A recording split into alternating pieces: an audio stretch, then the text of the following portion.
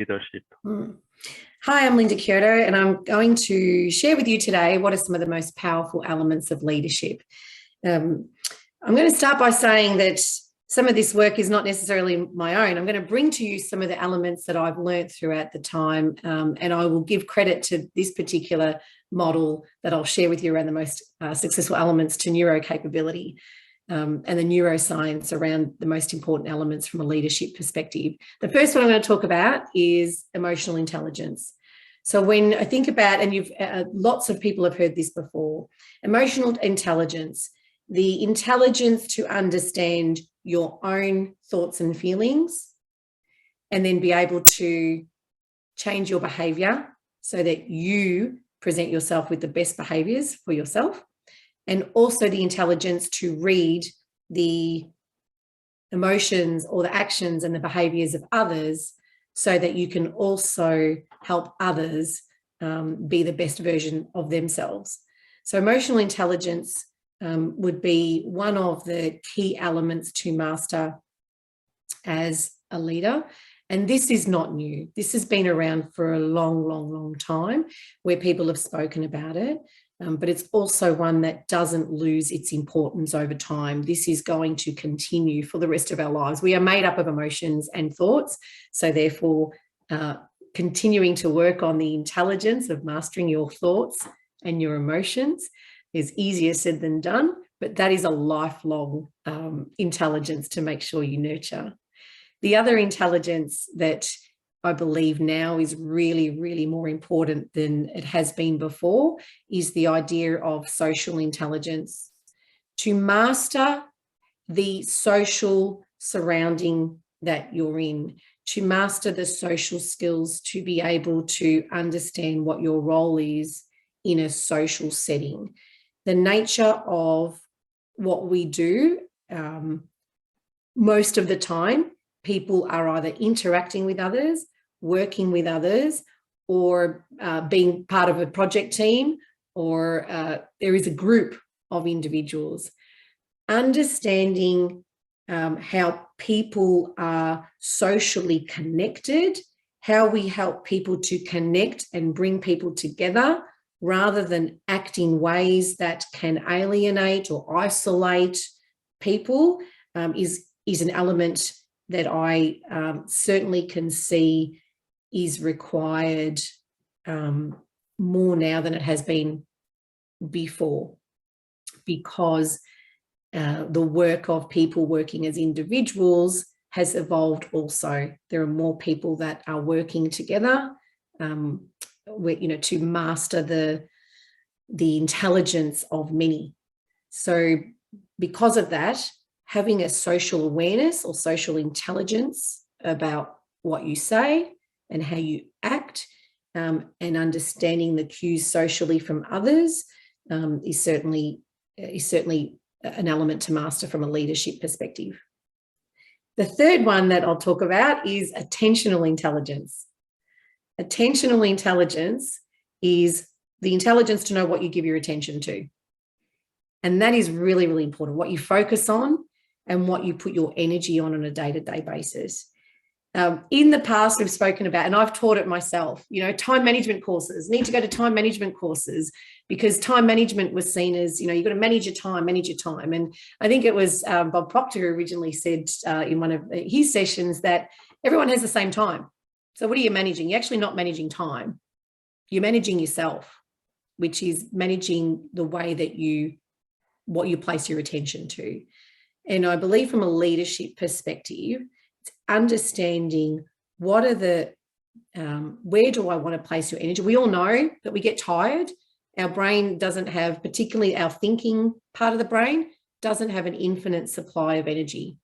Cognitive resource is precious because the brain's waiting for it to, saving it. So just in case it, it gets attacked and needs to get that big burst of energy. The brain hasn't evolved as quickly as what leadership has and our world has. So what the brain wants to do is try to preserve the energy. So attentional intelligence says, I'm going to consciously place the energy where it needs to be at the time that is right for me. And I'm going to let some things go, trade off. Some people, and I've been guilty of this in the past and still trying to work on it a lot myself, is that some people can actually just have, I've got a to-do list which is 110 lines long, and that can create a sense of overwhelm. So the question is, where are you putting your energy?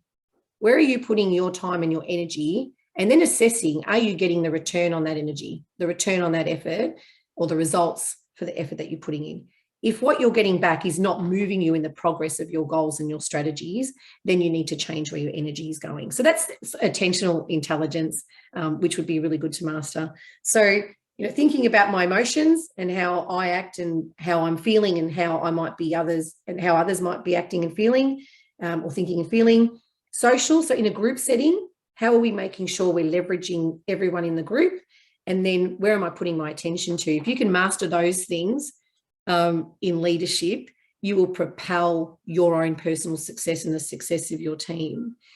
What I will say is that under each of those three that I say are good to master is a lot of topics. There are a lot of topics under those three. So there's a lot of things to explore under those three, and that's where I hope to be able to help people do that.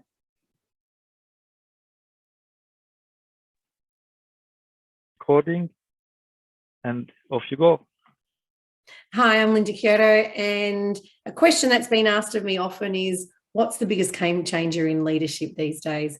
And I guess it's 2022, and we're coming off the back of a couple of years of being in part of a pandemic, and seeing what some of the signs of that have on the way that leadership is changing or has changed to support that. There is an uprise of new or aggravated, or the pandemic has really magnified, is probably the better way to say it. The pandemic has magnified some of the, I'm going to say mental and emotional states of individuals, of humans. And people have had to face some of the challenges that the pandemic has provided, who have never had to face such challenges before. So I think it's been a really, really tough time for leaders specifically. So the game changer as a leader is, for those who've been trying to avoid it all this time, is really about working with individuals closely for the individual. It's the game changer is around not treating a team of people all the same way. I was brought up with, there's no I in team. There's no I in team. It's TEAM. There's no I in team. But actually, a team is made up of many individuals. And as a leader, the game changer is being present for that individual. Being present for that individual, because the individual now is facing, what individuals are facing is quite diverse. Not everyone is just facing the same sorts of things. It's not just a blanket, this mental health. It's quite intricate and quite complex in the way people are dealing with their day-to-day lives. And that's a game changer for leaders, because if leaders don't tune in or don't connect with the overall psych safety or well-being of individuals in their workforce, they may miss out on being instrumental in getting the best out of that individual. Now, there would be a lot of leaders, probably listening to me thinking, I'm not a psychologist. I'm not here to, look after the well-being of my employees. But I think that's a game changer in terms of being skilled enough to know how far you can impact someone's potential performance and well-being before you then take it to the experts, or before you refer them to experts. So as a leader, you do play a role. And I think that role is it's becoming a little bit heavier weighted in being able to read people and being then able to provide them with the support that continues to bring the best out of them. Now, that support, like I said, is not about being a psychologist. It's about recognizing, being interested in the other person enough to be able to direct them to the right support, or if you do have the tools and the resources yourself, be able to get them to a place where they know that they're supported. So I think that's a real game changer for. It has been anyway. It's been sort of heading that way. I'm going to say for the last 10 years anyway.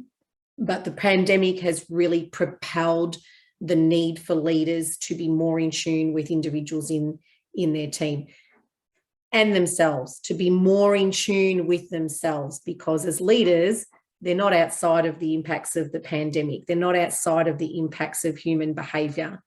So you yourself, so the game changer is really reading, being able to be in tune with yourself and being connected and in tune with others, so that you can actually have a positive workday, workforce life.